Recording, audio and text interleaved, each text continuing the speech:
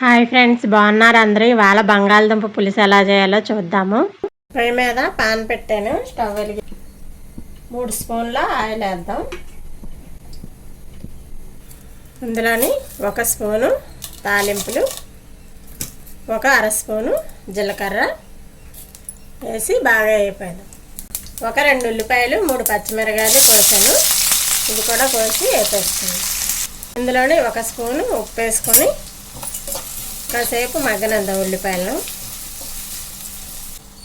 ఈ పులుసులోకి ఇంత నిమ్మకాయ ఇంత చింతపండుని నానబెట్టుకోవాలి. 2 ఎండుమిరపకాయలు, 2 డబ్బాల కరివేపాకు కడిగి వేసుకుంటున్నాను. ఇది బాగా వేపేసుకొని ఇందులో 1 అర స్పూను అల్లం వెల్లుల్లిపాయ పేస్టు, ఇది పచ్చివాసన పోయే వరకు వేపేసుకోవాలి. 2 టమాటాలు వేసేసాను. ఈ టమాటాలు వేసిన తర్వాత ఇప్పుడు ఈ బంగాళదుంపలు ఇలాగా పొడుగ్గా కోసి పెట్టుకోవాలి. బంగాళదుంప పులుసుకి ఇలాగా పొడుగ్గా కోసుకోవాలన్నమాట. ఇలా కోసుకొని నీటిలో వేసుకున్నాను, ఇప్పుడు వడకట్టాను.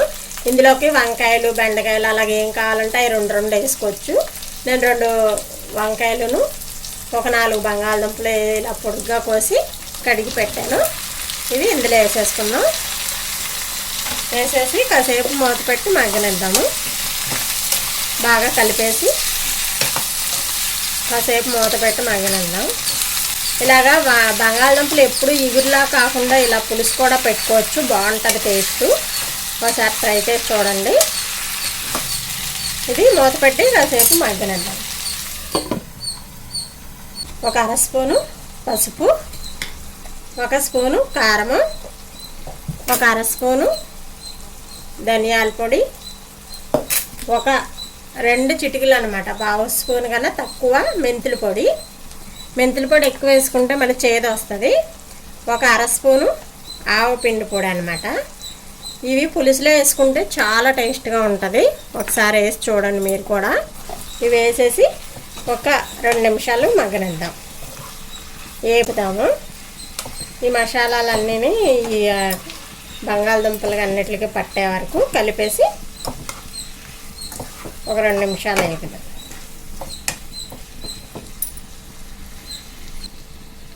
ఒక 2 నిమిషాలు మూత పెట్టి మగ్గనిద్దాం. మూత తీసేసి కలిపేసుకొని ఇందాక నానబెట్టుకున్నాం కదా చింతపండు, ఆ గుజ్జు అంతా తీసేసుకున్నాను. ఇప్పుడు ఆ గుజ్జు వేసి ఇందులోని కాసేపు మరగనిద్దాం.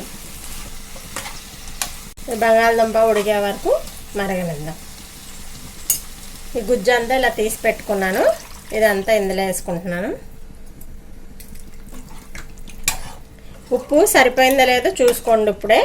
ఇందాక వేసాం కదా 1 స్పూను, చాలాపోతే మళ్ళీ ఉప్పు కొంచెం ఇప్పుడే వేసేసుకుంటే బాగుంటుంది. ముక్కకి ఉప్పు పడుతుంది అనమాట చాలాపోతే. ఉప్పు వేస్తున్నాను. వేసేసి కలిపేసి మీడియం ఫ్లేమ్లో కొంచెంసేపు 10 నిమిషాలు మరగనిద్దాం.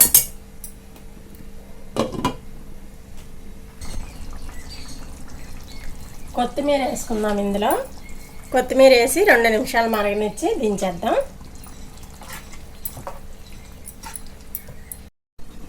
కూర ఉడికిపోయింది. ఇప్పుడు బౌన్లో తీసేసుకుందాం.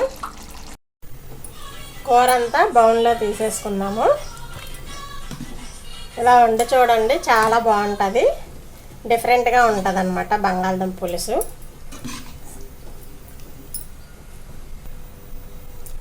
బంగాళదుంప పులుసు అయిపోయింది. ఒకసారి ట్రై చేసి చూడండి, చాలా బాగుంటుంది. మీకు నచ్చుతుంది. నచ్చితే లైక్ చేయండి, షేర్ చేయండి, సబ్స్క్రైబ్ చేయండి. Thank you.